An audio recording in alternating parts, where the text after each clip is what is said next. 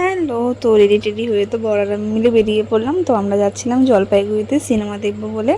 তো আজকে ছিল হচ্ছে 2 নম্বর দিন সিনেমা। তো আর 12 মিনিট বাকি পৌঁছতে, কিন্তু আমাদের সিনেমা 5 মিনিটের মধ্যে শুরু হয়ে যাবে, মনে হয় না পৌঁছতে পারবো। তারপরে ফাইনালি পৌঁছে গেছি, তাড়াহুড়ো করে টিকিট কেটে নিলাম। তো আমরা এসেছিলাম ধূমকেতু দেখতে। আজকে হচ্ছে দ্বিতীয় দিন। তো এই ভিডিওটি আমার পোস্ট করা হয়নি, কারণ কি আমার শরীরটা প্রচণ্ড খারাপ ছিল।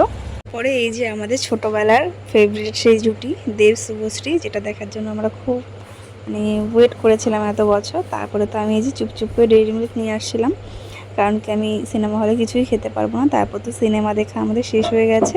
সেখান থেকে আমরা চলে এসেছিলাম মলে। তো ওইখানে আমি আমার বর একটু ঢং করে নিচ্ছিলাম। তারপরে খুব খিদে পেয়েছিল, তারপর একটু স্যুপ নিয়ে নিয়েছি, কারণ কিছুই খেতে পারবো না, এটা খেয়েই পেট ভরাতে হচ্ছে। আর এদিকে আমার বর হচ্ছে লেগ পিস খাচ্ছিল।